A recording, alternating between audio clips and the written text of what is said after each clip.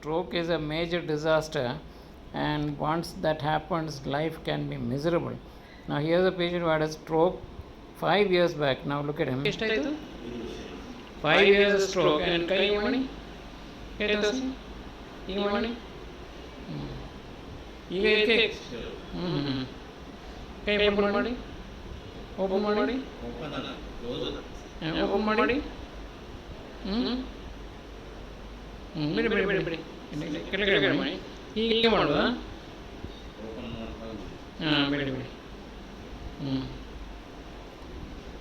ಈಗ ನಾವು he underwent a treatment at the cutting edge of science. Now 3 sessions over, this is the 4th, and now let us have a look at him today. ಇಲ್ಲ ನಿಮಗೆ ಕಾಯಿಲೆ ಬರುವಾಗ ಇದು ಈಗ ಬಂದದ ಎಷ್ಟು ಜನರಿಗೆ ಗುಣ ಆಗ್ತಾ ಉಂಟು. ಸೂಪರ್, ಥ್ಯಾಂಕ್ಸ್ ಹೇಳಿ. Let's have a look at him. It's a major disaster. 3 sessions. And people are often indisposed for life. Now there is a new emerging technology using which Mr. Kishore will tell us before and how is he. ನಾವು 3 ಸತಿ ಅದೈತಾರೆ, ಇದು 4 ಸ್ವಲ್ಪ ಮಾತಾಡಿ ಏನಾಗ್ತದೆ. ಇದು ಮಾಡೋ ಮುಂಚೆ ಅಂತದ್ದು ಅಂದರೆ ಇತ್ತು ಎಂತಾಯಿತು ಅಲ್ಲ, ಮುಂಚೆ ಮಾಡೋ ಮುಂಚೆ ಎಂತಾಯಿತು, ಇದು ನಾವು ಚಿಕಿತ್ಸೆ ಮಾಡೋ ಮುಂಚೆ ಹೇಗಿತ್ತು? ಹಾಂ ಅಲ್ಲ, ಮುಂಚೆದ ವಿಷಯ ಬೇಡ ಹೇಳಿ.